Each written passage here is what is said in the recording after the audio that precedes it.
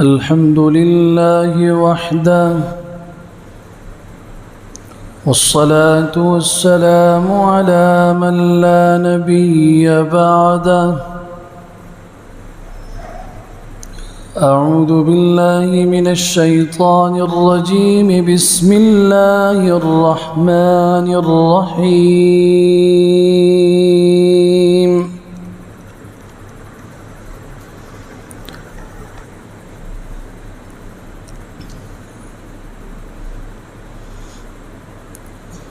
الشهر الحرام بالشهر الحرام والحرمات قصاص.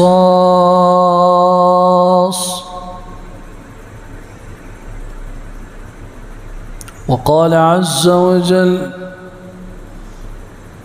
يسألونك عن الشهر الحرام قتال فيه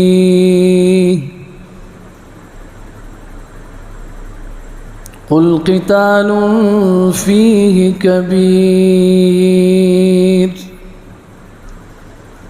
وقال سبحانه: يا أيها الذين آمنوا لا تحلوا شعائر الله ولا الشهر الحرام.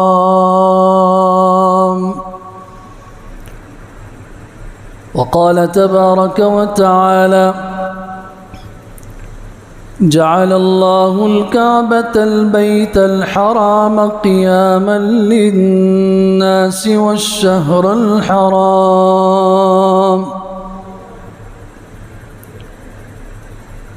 وقال سبحانه وتعالى: إن عدة الشهور عند الله 12 شهرا في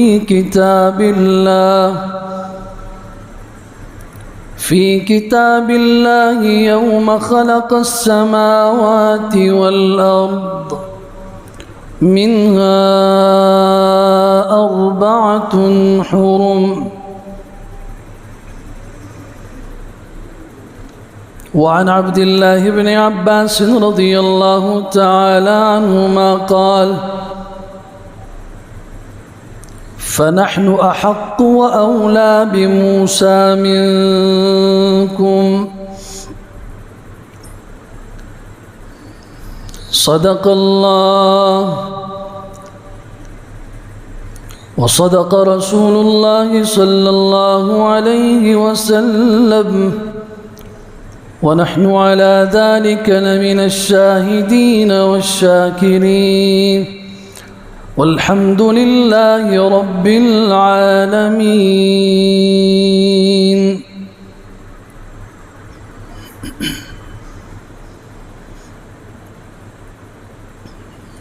आज 9 मुहर्रम उल हराम 1445 हिजरी जुम्मतुल मुबारक का दिन है। इस मुनासबत से कुछ बातें अर्ज़ करनी हैं। मुहर्रमुल हराम के महीने की फ़जीलत, इसमें करने वाले काम और ऐसे काम जो मुसलमानों को नहीं करने चाहिए, कुरान और सुन्नत की रोशनी में इंशाअल्लाह तबारक व तआला इन उमूर के ऊपर कुछ बातें आप हज़रात की खिदमत में अर्ज़ करने की कोशिश करूँगा। अल्लाह ताला हिम्मत और तौफ़ीक़ नसीब फ़रमाए और अल्लाह ताला हम सब की इस्लाह फ़रमाए। पहली बात, शरीयत इस्लामिया में, हमारे दीन में, कुरान और सुन्नत में یہ مہینہ بہت سی فضیلتوں والا ہے، برکتوں والا ہے۔ آپ قرآن مجید کی چند آیات پہ غور کیجئے۔ سورہ توبہ کی آیت نمبر 36 ہے، ان عدت الشہور عند اللہ 12 شہرا فی کتاب اللہ یوم خلق السماوات والارض۔ جب سے اللہ تعالیٰ نے آسمانوں کو پیدا کیا، زمین کو پیدا کیا، اللہ تعالیٰ کے علم میں، اس کی لکھت میں مہینوں کی تعداد اللہ تعالیٰ نے 12 رکھی۔ منہا 4 حرم، ان 12 میں سے 4 مہینے حرمت والے ہیں، عزت والے ہیں، عظمت والے ہیں، احترام والے ہیں۔ 3 مہینے ان میں مسلسل ہیں، ذی قعدہ ہے، ذی الحجہ ہے اور محرم ہے، اور 4تھا مہینہ رجب المرجب کا ہے۔ آپ نام ہی سے اندازہ لگائیں، محرم الحرام۔ محرم کا لفظ حرمت سے لیا گیا ہے، اور عربی میں حرمت احترام عزت کو کہا جاتا ہے۔ سورہ بقرہ کی آیت 194 ہے،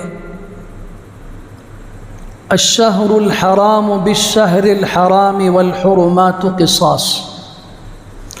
عزت والے مہینے عزت والے مہینوں کے بدلے میں ہیں۔ قرآن مجید عزت والے مہینے کہہ رہا ہے ان کو۔ یہی سورہ بقرہ آیت 217 پڑھیے، یسألونک عن الشہر الحرام قتال فیہ۔ لوگ آپ سے پوچھتے ہیں کہ ان عزت والے مہینوں میں لڑنا کیسا ہے، جنگ کیسی ہے۔ قل قتال فیہ کبیر، اب فرما دیجئے ان مہینوں میں لڑنا بہت بڑا گناہ ہے۔ اب تیسری آیت سورہ مائدہ کی 6 پارے میں دوسری لیجئے، یا ایھا الذین آمنوا لا تحلوا شعائر اللہ ولا الشہر الحرام۔ چند چیزوں کو اللہ نے اس آیت میں قابل احترام کہا اور فرمایا ان کی بے عزتی نہ کرو، ان کی ناقدری نہ کرو۔ ان میں سے پہلی چیز لا تحلوا شعائر اللہ، جو اللہ کے دین کی خاص امتیازی نشانیاں ہیں، ان کی بے قدری، ان کی ناقدری، ان کی توہین نہ کرو۔ دوسری چیز ولا الشہر الحرام، عزت والے جو مہینے ہیں ان مہینوں کی بے عزتی نہ کرو۔ چوتھی آیت سورہ مائدہ ہی کی آیت 17 ہے، جعل اللہ الکعبۃ البیت الحرام قیاما للناس والشہر الحرام۔ یہاں پہ بھی چند چیزوں کو ذکر کیا، ان میں سے فرمایا اللہ تعالیٰ نے کعبے کو عزت والا گھر بنایا، احترام والا گھر بنایا۔ دوسری چیز ذکر فرمائی والشہر الحرام، اللہ نے عزت والے مہینے کو بھی قابل احترام بنایا۔ میں آپ سے پوچھنا چاہتا ہوں، بیت اللہ اور کعبہ کی عظمت ہر مسلمان کے دل میں ہے یا نہیں؟ وہ وہاں کے گناہ کو بڑا گناہ سمجھتا ہے نہیں سمجھتا؟ عام جگہوں پہ بھی گناہ ہے، اللہ کی نافرمانی اللہ کو غضب دینے والی چیز ہے، لیکن وہیں پہ اگر اللہ کا گھر ہو، خانہ کعبہ ہو، بیت اللہ ہو، قبلہ ہو، اس کے اندر اگر گناہ کیا جائے گا تو اس گناہ کی قباحت، اس کی شناعت، اس کی برائی باقی جگہوں میں کی جانے والی گناہوں اور خطاؤں کے مقابلے میں کئی گنا بڑھ کر ہے۔ یہ آیات ہمیں بتا رہی ہیں کہ اسلام کی نظر میں عزت والے جو مہینے ہیں ان کا احترام مسلمان کے اوپر فرض ہے۔ اسی طرح فرض ہے جیسے مسلمان بیت اللہ کو قابل احترام سمجھتا ہے، جس طرح مسلمان قربانی اور حج کے جانور کو قابل احترام سمجھتا ہے،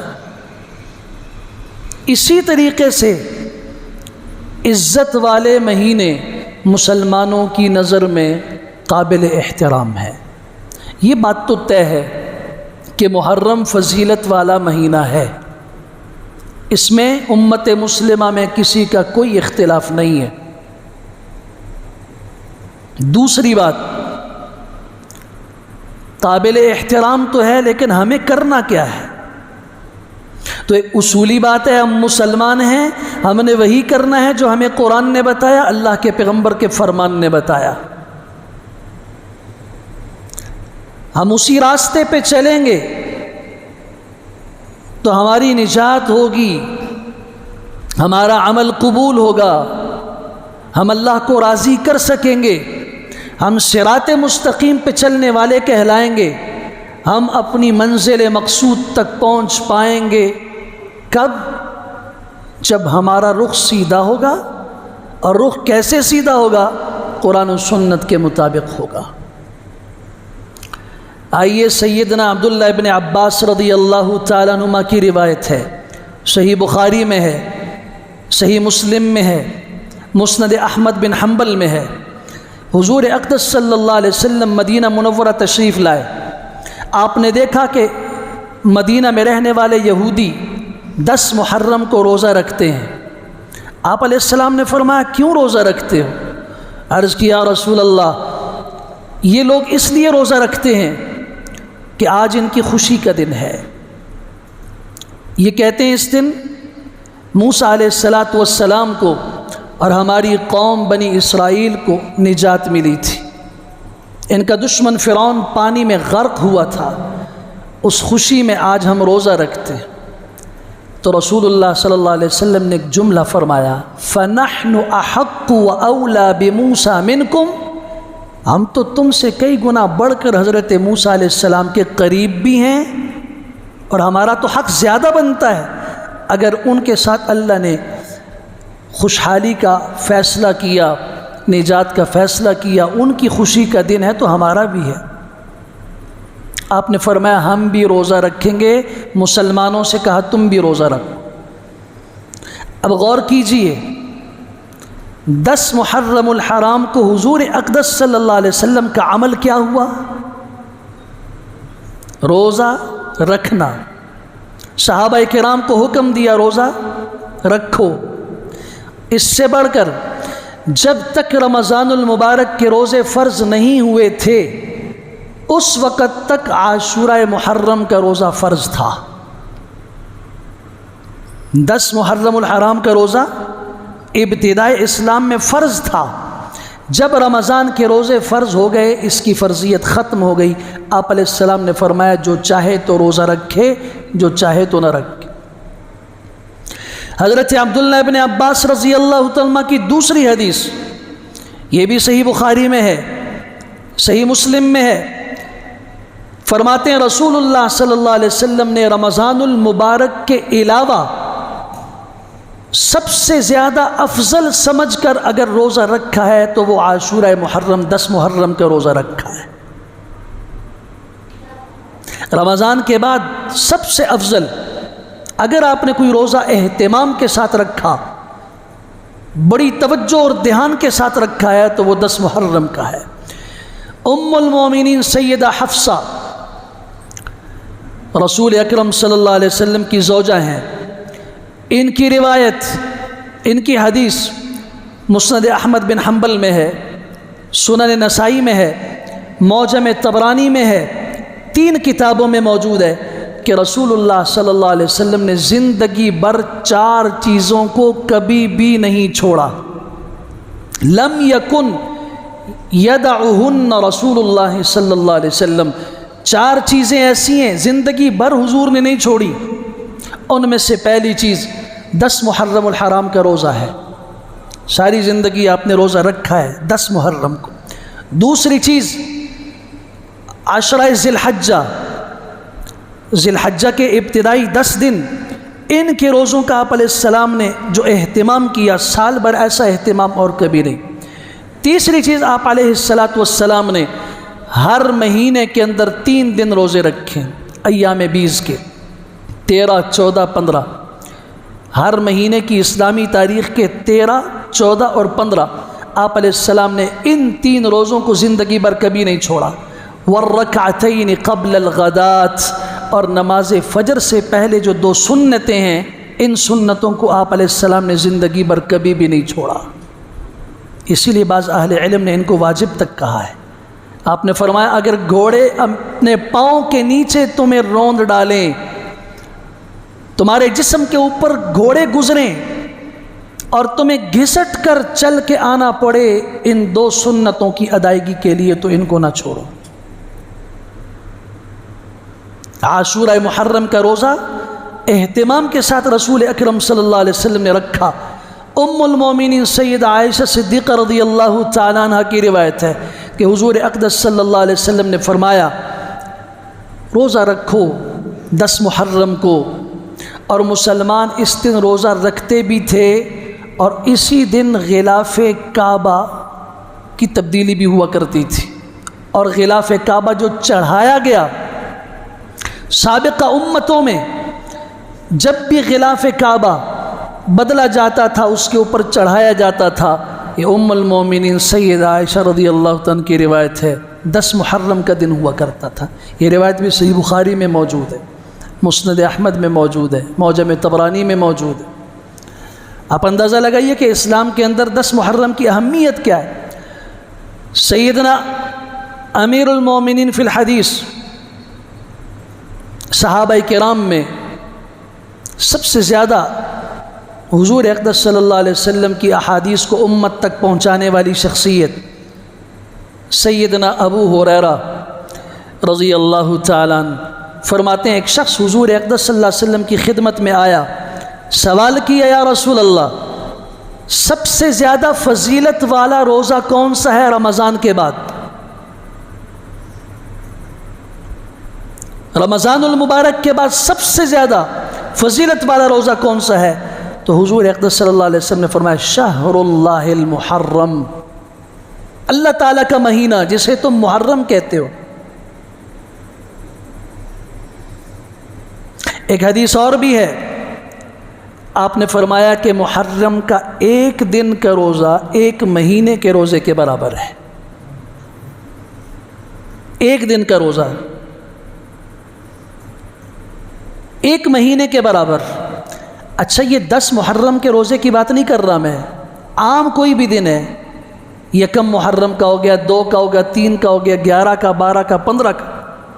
10 محرم کا جو روزہ ہے وہ تو سنن ترمذی کی حدیث میں یہ الفاظ ہیں یکفر السنۃ الماضیہ، آپ علیہ السلام نے فرمایا یہ 1 دن کا روزہ 1 سال کے گناہوں کا کفارہ ہے، 1 سال کے گناہوں کا کفارہ ہے۔ میں آپ سے پوچھنا چاہتا ہوں کہ رسول اللہ صلی اللہ علیہ وسلم نے 10 محرم کو کیا کیا؟ روزہ رکھا۔ صحابہ کرام کو ترغیب کس چیز کی دی؟ روزے کی دی۔ آپ سے پوچھنا چاہتا ہوں آپ اس دن کیا کرتے ہو؟ ہمارے گھروں میں کیا ہوتا ہے؟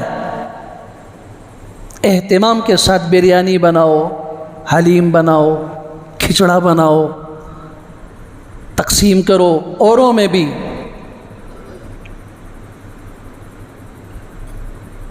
بھئی تم کون سے دین پہ چلنے والے ہو؟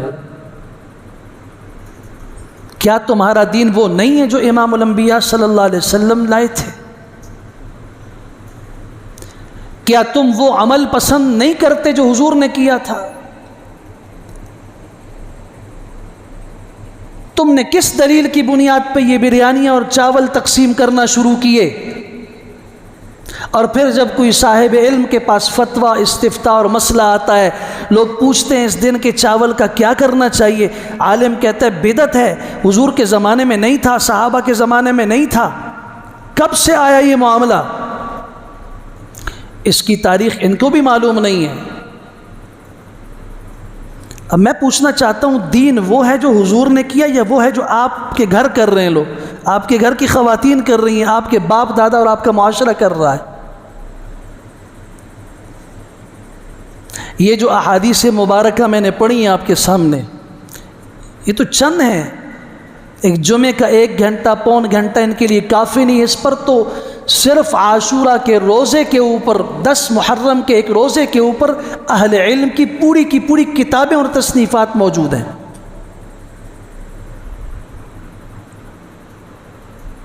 شربت بنا کے تقسیم کر رہے ہیں، راستے میں کھڑے ہیں، لوگوں کو دے رہے ہیں، پیئیں جی، کیوں ثواب ہے آج؟ مجھے یہ منطق آج تک سمجھ میں نہیں آئی۔ حضور نے نہ شربت پلایا، نہ اس دن پیا، خود روزہ رکھا، صحابہ کرام کو روزے کی ترغیب دی، نہ چاول بنائے نہ چاول تقسیم کیے، اور یہ دین پر عمل کر رہا ہے، اور یہ سنی بھی ہے۔ مزے کی بات، یہ سنت پر چلنے والا یہ ہے، اور جو اس کی مخالفت کرے وہ سنی نہیں ہے۔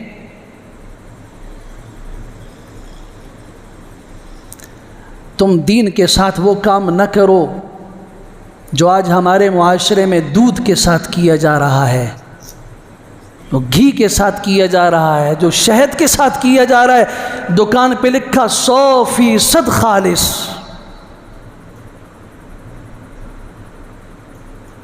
اللہ کی قسم کہتے ہیں 100% خالص، اپنے ہاتھ سے ہی بنایا ہے۔ خالص چیز کے کہنے کی ضرورت نہیں ہوتی، نہ قسم کھانے کی ضرورت پڑتی ہے، نہ لکھوانے کی ضرورت پڑتی ہے۔ آنے والا خود سمجھ جائے گا کہ یہ گھی خالص ہے یا نہیں، کھانے والا پینے والا سمجھ جائے گا یہ چیز، یہ دودھ خالص ہے یا نہیں۔ دین کے ساتھ بھی مذاق کیا، کھلواڑ کیا، اس کی اصلی شکل کو بدل دیا، اور اس کے باوجود بھی سنیت پہ کوئی فرق نہیں پڑ رہا ہماری۔ ہم آج بھی سنی ہیں اور تم طراق کے ساتھ سنی ہیں۔ کون سے کام نہیں کرنے چاہیے؟ پہلی بات، ہمارا معاشرہ محرم کے مہینے کو منحوس سمجھتا ہے۔ کہ یہ محرم کا مہینہ منحوس ہے۔ میں آپ سے پوچھنا چاہتا ہوں، جو چیز منحوس ہو اس میں کوئی برکت ہوتی ہے؟ اس کی کوئی فضیلت ہوتی ہے؟ جو چیز منحوس ہے اس میں کہاں فضیلت آ گئی؟ اور آپ علیہ السلام فرما رہے ہیں شہر اللہ، یہ اللہ کا مہینہ ہے۔ مہینے تو سارے اللہ نے بنائے، لیکن جس طرح ساری زمین اللہ کی ہے، مشرق مغرب شمال جنوب، یہ مسجد خلفائے راشدین اللہ کا گھر ہے۔ کائنات میں بکھری ہوئی چھوٹی بڑی مسجدیں اللہ کی ہیں، لیکن جو نسبت مسجد حرام کو اللہ کے ساتھ حاصل ہے اس کا نام ہے بیت اللہ، اللہ کا گھر۔ کائنات کی ساری اونٹنیاں اللہ کی بنائی ہوئی اونٹنیاں ہیں، لیکن ناقۃ اللہ، اللہ کی اونٹنی صرف صالح علیہ السلام کی اونٹنی کو کہا جاتا ہے۔ یہ نسبت عزت والی نسبت ہے، یہ نسبت بہت قربت والی نسبت ہے، بڑے تعلق کو بتانے والی نسبت ہے۔ اسی طریقے سے 12 مہینوں میں سے محرم کو رسول اللہ صلی اللہ علیہ وسلم نے فرمایا شہر اللہ، یہ اللہ کا مہینہ ہے، اور مہینہ اللہ کا ہو اور وہ منحوس ہو۔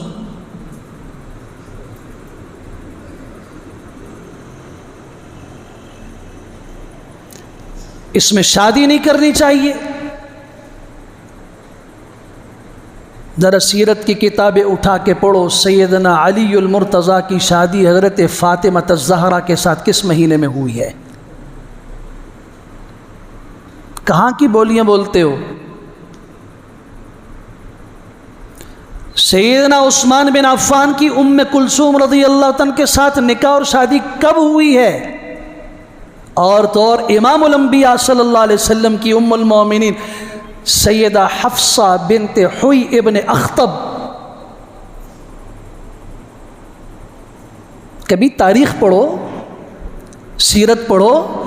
غزوہ خیبر ہوا ہے سن 7 ہجری میں، محرم کے مہینے میں مسلمانوں کو فتح ملی، یہودی قید ہوئے، ان میں سے یہ عورت سردار کی بیٹی حوی ابن اخطب کی بیٹی صفیہ قید ہوئیں، سلمان فارسی رضی اللہ تعالیٰ عنہ کے پاس غنیمت میں گئیں، انہوں نے کہا یہ سردار کی بیٹی ہے، ہمارے سردار کے مناسب ہے، حضور صلی اللہ علیہ وسلم کی خدمت میں پیش کی، نکاح ہوا، محرم کے مہینے میں ہوا۔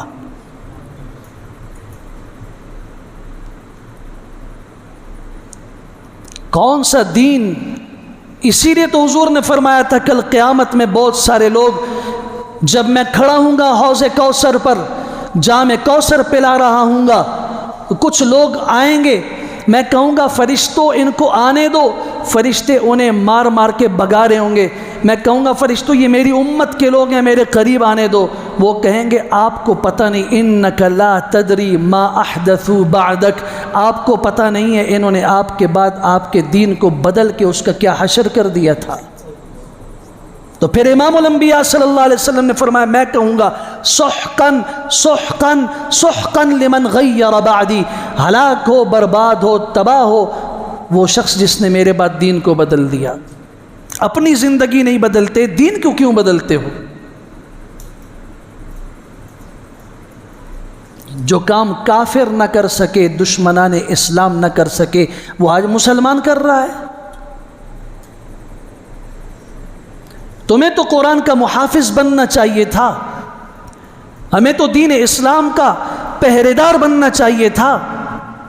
ہمارے تو بچے کا مزاج یہ ہوتا کہ ہمارے دین کی طرف، اس کی ایک بات کی طرف کسی کی نگاہ اٹھی تو ہم وہ آنکھیں پھوڑ دیں گے، لگے خود اپنے گھر کے اندر بیٹھے ہوئے دین بدلنے والے۔ محرم منحوس مہینہ ہے جی، اس میں شادی کرنا منحوس ہے۔ تو میں پھر ایک اور طریقے سے پوچھنا چاہتا ہوں، شادی کرنا سنت ہے یا نہیں؟ نکاح سنت ہے یا نہیں؟ اور سنت عبادت ہے یا نہیں؟ عبادت کسی وقت ممنوع ہے؟ ثواب کا کام ہے اور وہ محرم منحوس ہے، لہذا تم ثواب کا کام نہ کرو۔ عجیب بات ہے، یہ منحوس مہینہ ہے لہذا تم نے ثواب کا کوئی کام، سنت کا کام نہیں کرنا، سنتیں چھوڑ دو، عبادات چھوڑ دو، کیونکہ غم کا مہینہ ہے، غم کرو۔ اس سے بڑھ کر جی ماتم کرو۔ کچھ تو ماتم کے لیے نکل جاتے ہیں، کچھ نہیں نکلتے تو وہ بھی ماتم میں شریک ہوتے ہیں۔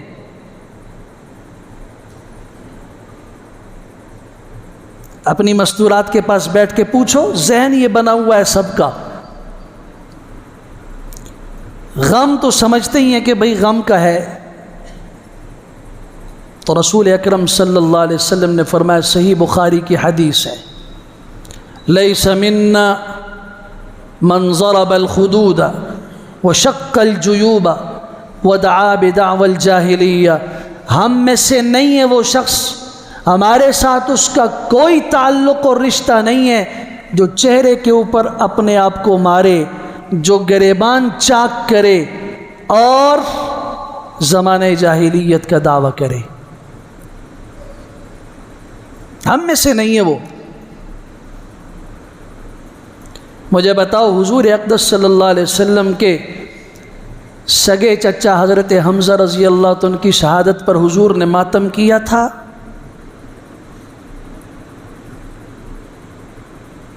آپ نے تو فرمایا صبر کرو۔ اسلام کا پہلا شہید حضرت یاسر، ان کی اہلیہ سمیہ، جنہیں ابو جہل نے 2 اونٹوں کے ساتھ باندھ کے ایک اونٹ کو اس طرف بھیجا، ایک کو اس طرف بھیجا، 2 حصوں میں تقسیم کر دیا۔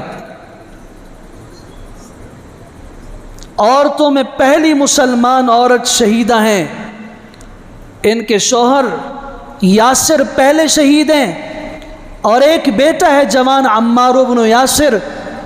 آنکھوں میں آنسو دیکھ کے رسول اکرم صلی اللہ علیہ وسلم گزر رہے ہیں، فرما رہے ہیں اصبروا یا آل یاسر فإن موعدکم الجنہ، یہ جو تمہارے حالات آئے ہیں، جو مشکلات آئی پڑی ہیں، اور میں جو غم دیکھ رہا ہوں اور تمہارے زخم دیکھ رہا ہوں، اے آل یاسر صبر کا دامن نہ چھوڑنا، صبر پہ قائم رہنا، فإن موعدکم الجنہ، اللہ نے تم سے جنت کا وعدہ کیا ہے۔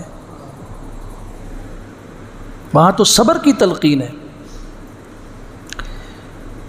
اسلام کے دامن میں لاکھوں شہید موجود ہیں، ہم مانتے ہیں حضرت حسین رضی اللہ عنہ کی شہادت کا غم پوری امت کو ہے، اور کسے نہ ہو، وہ مسلمان نہیں ہے۔ میرے بچے کے پاؤں میں کانٹا چبھ جائے، میرے سینے میں کانٹا چبھتا ہے، تکلیف ہوتی ہے، میں کیسا مسلمان ہوں اگر مجھے امام الانبیاء صلی اللہ علیہ وسلم کے لخت جگر سیدہ فاطمہ الزہرا کے 2 پھول ان کے 2 جگر گوشوں پر اور ان کے کٹ جانے کے اوپر غم نہ ہو، وہ تو مسلمان نہیں ہے۔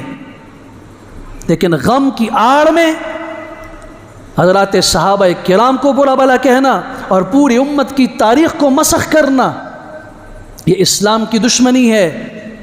ہماری نوجوان نسل کو سمجھنا چاہیے، ہم اہل السنت والجماعت وہ معتدل لوگ ہیں، ہم صحابہ کرام کو بھی قابل فخر سمجھتے ہیں، قابل عزت سمجھتے ہیں، ہم اہل بیت کو بھی قابل عزت سمجھتے ہیں۔ ہم اہل بیت میں سے کسی فرد کی توہین کرنے والے کو اسی طریقے سے گمراہ ترین سمجھتے ہیں جس طرح صحابہ میں سے کسی ایک کی توہین کرنے والے کو سمجھتے ہیں۔ کس نے یہ فرق کیا کہ اہل بیت اور ہیں، صحابہ اور ہیں؟ ہم دونوں کو اسلام کی شان سمجھتے ہیں، اور بعد میں آنے والا کیا پدی اور کیا پدی کا شوربہ آج 1400 سال گزرنے کے بعد اپنے ایمان کی ضمانت نہ دینے والا بیٹھ کے صحابہ کے ایمان پہ بات کرے، اہل بیت کے ایمان پہ بات کرے۔ تم ہوتے کون ہو؟ تمہاری حیثیت کیا ہے؟ اپنے ایمان کی فکر کرو۔ ہم تو حضرت حسین رضی اللہ عنہ جیسا عظیم بچہ کسی کو نہیں سمجھتے، حضرت حسن جیسا عظیم بچہ کسی کو نہیں سمجھتے۔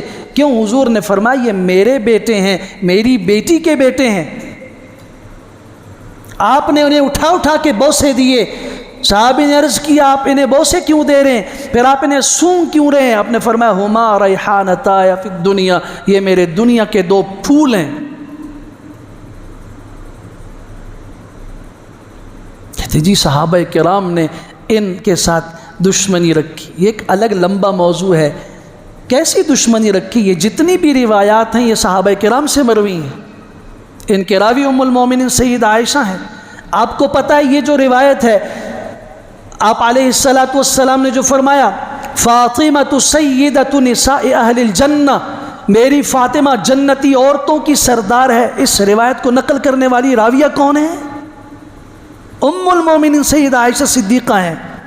ظالموں کہتے ہو انہیں اہل بیت کے ساتھ دشمنی تھی، یہ فضیلت بیان کرنے والی تو خود ام المومنین سیدہ عائشہ صدیقہ ہے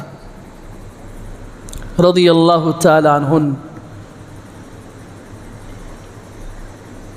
سیدنا ابو ہریرہ ہیں جنہیں آج دشمنان صحابہ گالیاں دیتے ہوئے نہیں تھکتے، وہی تو ہیں جو کہتے ہیں حضور نے فرمایا تھا الحسن والحسین سیدہ شباب اہل الجنہ، حسن اور حسین جنتی جوانوں کے سردار ہیں۔ امت تک یہ روایت کس نے پہنچائی؟ کون تھے وہ جو آسمان پہ اندھیری چھائی اور آسمان پہ خوفناک بجلی چمکنے لگی، اور اس بجلی میں کون تھا وہ شخص جو ان 2 بچوں کو انگلی سے پکڑ کے اس وقت تک گھر نہیں لوٹا جب تک ان 2 بچوں کو اپنے گھر میں نہیں پہنچا دیا؟ سیدنا ابو ہریرہ تھے۔ آسمان پہ طوفان آیا، شدید سیاہ آندھی شروع ہوئی، اس آندھی میں یہ 2 بچے گھبرائے ہوئے ہیں، حضرت حسن حضرت حسین رضی اللہ تعالیٰ عنہما، انہیں انگلی سے پکڑا، ایک کو ایک طرف دوسرے کو دوسری طرف، اس وقت تک واپس نہیں آئے جب تک ان کو گھر میں داخل نہیں کیا۔ تم کہاں کی بات کرتے ہو کہ ان کو صحابہ کرام الگ طرف کے لوگ تھے، اہل بیت الگ طرف کے لوگ تھے۔ ہم ان کی عظمت کے بھی قائل ہیں، رضی اللہ عنہم ورضوا عنہ، قرآن نے کہا ہے، ہم ان کی بھی عظمت کے قائل ہیں۔ فمن حاجك فيه من بعد ما جاءك من العلم فقل تعالوا ندعو أبناءنا وأبناءكم ونساءنا ونساءكم وأنفسنا وأنفسكم ثم نبتهل فنجعل لعنة الله على الكاذبين۔ سورہ آل عمران کی آیت 61 کس کے متعلق نازل ہوئی؟ کون تھا جس کو حضور اقدس صلی اللہ علیہ وسلم ساتھ پکڑ کے لے کے آئے تھے؟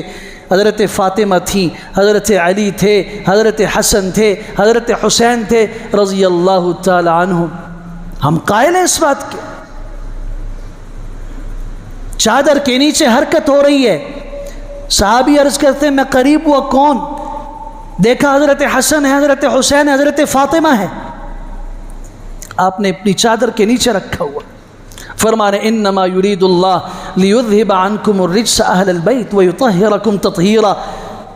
ہم اس کے قائل ہیں، لیکن ظالموں تم نے اہل بیت سے ام المومنین سیدہ عائشہ کو نکالا، ام المومنین سیدہ زینب کو نکالا، سیدہ سودا کو نکالا، تمام ازواج مطہرات کو نکالا، جبکہ 22ویں پارے کی پہلی آیت پڑھو، وَمَن يَقْنُتْ مِنْكُنَّ لِلَّهِ وَرَسُولِهِ يَا أَيُّهَا النَّبِيُّ قُلْ لِأَزْوَاجِكَ ان کنتن تردن الحیات الدنیا۔ یہ مضمون ازواج مطہرات کے متعلق چل رہا ہے۔ وہ داخل تھی، تم نے کہا یہ داخل نہیں ہے۔ ہم تو مانتے ہیں ایک سنی بھی دنیا میں ایسا نہیں ہے جو جہاں صحابہ کرام کی تعظیم کرتا ہے وہاں اہل بیت کی تعظیم نہ کرتا ہو۔ ہماری کتابیں ہیں، صحیح بخاری ہے، صحیح مسلم ہے، سنن ترمذی ہے، ابو داؤد ہے، نسائی ہے، ابن ماجہ ہے، مسند احمد بن حنبل ہے، موطا امام مالک ہے، دارمی ہے، ابن حبان ابن خزیمہ ہے، ہزاروں حدیث کی کتابیں ہیں۔ ایک کتاب کوئی دکھا دے جس میں ان صحابہ کرام کے جہاں مناقب اور ان کے فضائل ہیں وہاں اہل بیت کے فضائل نہ ہوں۔ ایک کتاب، اکٹھے بھی ہیں، الگ الگ بھی ہیں۔ باب مناقب علی رضی اللہ تعالیٰ عنہ الگ سے، باب مناقب فاطمہ رضی اللہ تعالیٰ عنہ الگ سے، باب مناقب الحسن، باب مناقب الحسین، باب مناقبہما، دونوں کے مناقب اور فضائل اکٹھے ہر کتاب کے اندر موجود۔ تو مجھے بتاؤ دنیا میں پھر معتدل کون ہوا؟ کون ہے جو اعتدال کے ساتھ چلنا چاہتا ہے، اور کون ہے جو اعتدال کو ختم کر کے فساد کرنا چاہتا ہے؟ آپ اپنی عبادت خانوں کے اندر صحابہ کرام کو گالیاں دو، آپ کی نماز کے اندر کیا نہیں ہے اللہم لعن ابا بکر و عمر؟ یہ نہیں ہے؟ اللہم لعن عائشہ نہیں ہے؟ بتاؤ نا کسی سنی نے کبھی، نماز تو نماز ہے، کسی دعا میں اہل بیت میں سے کسی ایک کے متعلق ایک جملہ بھی استعمال کیا ہو؟ اللہ کی قسم ہم ان کی عظمت کے قائل ہیں۔ میرا عقیدہ یہ ہے کہ بچوں میں سے حضرت حسن اور حضرت حسین جیسا آدم علیہ السلام کی نسل میں کوئی فرد پیدا ہی نہیں ہوا ہے، بچوں میں سے۔ اور ہم کیوں اس کے قائل نہ ہوں کہ جب یہ بچے پیدا ہوئے ہیں تو یہ کس کے گھر میں پیدا ہوئے ہیں، کس کی بیٹی کے ہاں پیدا ہوئے ہیں، کس کے داماد کے بچے ہیں یہ؟ ان بچوں کی کانوں میں آذان دینے والا کون ہے؟ امام الانبیاء صلی اللہ علیہ وسلم نے خود آذان دی۔ ان کا عقیقہ کرنے والا کون ہے؟ خود امام الانبیاء صلی اللہ علیہ وسلم ہیں۔ ان کو انگلی سے پکڑ کے چلنا سکھانے والا کون ہے؟ امام الانبیاء صلی اللہ علیہ وسلم ہے۔ بچے تو سب کے کھیلتے ہیں، آپ کے بھی میرے بھی، لیکن ان بچوں کا کیا کہنا جن کے کھیل کا میدان کبھی حضور کا سینہ ہوتا تھا، کبھی حضور کی کمر مبارک ہوتی تھی۔ یہ زمین پہ نہیں کھیلتے تھے، نماز میں سجدے کی حالت میں، رکوع کی حالت میں امام الانبیاء صلی اللہ علیہ وسلم کی پشت پہ کھیل رہے ہوتے تھے۔ صحابہ کرام نے سمجھا سجدہ بڑا لمبا ہو گیا، پتہ نہیں کہیں روح نہ پرواز کر گئی ہو، سر اٹھا کے دیکھا نہیں بچے کھیل رہے ہیں۔ متعدد احادیث کی کتب میں موجود ہے، ایک مرتبہ تو حضرت حسن اور حسین کھیل رہے، آپ علیہ السلام نے اللہ اکبر جب کہا، بائیں ہاتھ کے ساتھ بچے کو یوں پکڑا، آرام کے ساتھ اس کو زمین پہ اتارا۔ آپ کی ایک نواسی حضرت امامہ، حضرت زینب آپ کی بڑی بیٹی، ان کی صاحبزادی ہیں، حضور اقدس صلی اللہ علیہ وسلم رکوع میں جا رہے ہیں مسجد نبوی میں، اللہ اکبر، یہ آئیں اور انہوں نے دونوں ہاتھ گردن میں یوں ڈال دیے اور لٹکنا شروع کر دیا، اور پھر حضور کی پشت پہ سوار ہو گئیں، رکوع لمبا کر دیا، سمع اللہ لمن حمدہ اس انداز سے کہا کہ اس ہاتھ سے پکڑ لیا ان کو کہ یہ زمین پہ گر نہ جائے، چوٹ نہ آ جائے۔ ہم تو ان حضرات کی عظمت کے قائل ہیں، ہماری ہی کتابوں نے لکھا ہے، سنن ترمذی نے لکھا ہے، ہماری کتاب ہے، اہل سنت کی کتاب ہے، اور حدیث کی معتبر تیسرے نمبر کی کتاب ہے کہ رسول اللہ صلی اللہ علیہ وسلم خطبے کے لیے ممبر پہ کھڑے ہیں، خطبہ شروع کر چکے ہیں، گھر سے یہ دو صاحبزادے آئے اور انہوں نے سرخ دھاریوں والی قمیصیں پہنی تھی، کپڑے لمبے تھے، پاؤں کے نیچے آ رہے تھے، یہ لڑکھڑا کے گرتے پڑتے آ رہے تھے۔ امام الانبیاء صلی اللہ علیہ وسلم کی نظر پڑی، آپ نے خطبہ روکا، اتر کے گئے، ایک کو ایک طرف اٹھایا، دوسرے کو دوسرے طرف اٹھایا، ممبر پہ لایا اور فرمایا صدق اللہ، اللہ نے سچ کہا، انما اموالکم و اولادکم فتنہ، تمہارا مال اور تمہاری اولادیں فتنہ ہیں۔ مجھ سے بچوں کا گرنا برداشت نہیں ہوا، جبکہ خطبے کا سننا واجب ہے، خطبے میں السلام علیکم ورحمۃ اللہ کہنا بھی جائز نہیں، اس کا جواب دینا بھی جائز نہیں، جس نے کیا اس کے جمعے کا ثواب ضائع ہو گیا۔ لیکن امام الانبیاء صلی اللہ علیہ وسلم نے بچوں کی عظمت امت کو بتائی، یہ ہماری کتابوں میں موجود ہے، ہماری کتابوں نے لکھا ہے، آپ نے فرمایا اللہم انی احبہما، اے اللہ میں ان دونوں سے محبت کرتا ہوں، فاحبہما، اللہ تو بھی ان سے محبت فرما، واحب من یحبہما، اللہ جو بندہ ان سے محبت رکھتا ہے تو ان سے بھی محبت فرما۔ یہ در و دیوار کل قیامت میں گواہی دیں گے انشاءاللہ، ہم اہل سنت والجماعت حضور کے پورے گھرانے سے محبت رکھتے ہیں، اور اللہ کی قسم اپنی اولاد اور کائنات کی تمام ہستیوں سے بڑھ کے رکھتے ہیں۔ یہ حضور کا گھرانہ ہے، حضور کا خاندان ہے، لیکن جنہوں نے حضور اقدس صلی اللہ علیہ وسلم کا ساتھ دیا ہے وہ صحابہ کرام، انہیں بھی حضور نے عظمت دی ہے، انہیں بھی حضور صلی اللہ علیہ وسلم نے احترام کے ساتھ، آپ نے فرمایا یہ میرے دائیں طرف ابو بکر، میرے بائیں طرف عمر، کل قیامت میں ہم جب اللہ کے دربار میں کھڑے ہوں گے تو اسی انداز سے کھڑے ہوں گے۔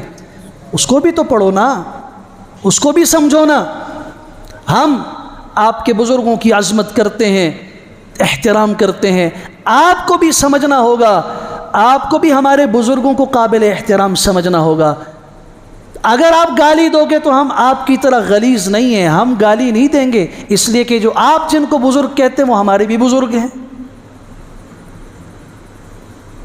ہم ان میں سے کسی کو غلط نہیں کہیں گے، ہاں آپ کی شخصیت کو کہیں گے، ہم آپ کو کہیں گے، اس لیے کہ آپ قرآن مجید کو محرف مانو۔ لوگ سوئے ہوئے ہیں، یہ موضوع میرا نہیں تھا لیکن بات آ گئی، بہت سارے لوگ کہتے ہیں یہ مولوی جھوٹ بولتے ہیں، میں حوالہ دیتا ہوں، آج بھی کتاب موجود ہے 3 جلدوں میں، الانصاف فی تحریف الکتاب، قرآن مجید کی تحریف میں، کتاب کا نام ہے الانصاف۔ قرآن مجید اصل کتاب نہیں ہے، آپ قرآن کو محرف سمجھو، کہو اس میں تحریف ہوئی، اور آپ یہ کہو کہ حضور اقدس صلی اللہ علیہ وسلم کے پاس حضرت جبرائیل غلطی سے آئے، اصل میں آنا حضرت علی کے پاس تھا، غلط ہوئے، انہوں نے وہی ادھر نازل کر دی، اور پھر آپ کہو کہ جی ہم یہ سمجھیں گے کہ آپ کا اسلام کوئی اور ہے، ہمارا اسلام کوئی اور ہے۔ وہ اسلام جو قرآن والا ہے وہ ہمارے پاس ہے، کیونکہ ہم قرآن کو مانتے ہیں۔ وہ اسلام جو امام الانبیاء صلی اللہ علیہ وسلم لے کر آئے ہم اسے مانتے ہیں، ہوائی نہیں مانتے، عجیب و غریب قسم کے نیپال والا ایمان ہم نہیں مانتے۔ اور دائیں بائیں ہندوستان والا ایمان ہم نہیں مانتے۔ اللہ تعالی ہمیں صحیح منہج پہ چلنے کی توفیق عطا فرمائے۔ اللہ نے ہدایت سے نوازا ہے، ہدایت کے ساتھ اللہ استقامت والا تعلق بھی نصیب فرمائے۔ موت تک اللہ تعالیٰ اس راستے پہ چلائے جو راستہ اللہ کو محبوب ہے، جس راستے پہ امام الانبیاء صلی اللہ علیہ وسلم چل کے گئے ہیں، جس راستے پہ آپ نے امت کو چلنے کی ترغیب دی ہے۔ وآخر دعوانا الحمدللہ رب العالمین۔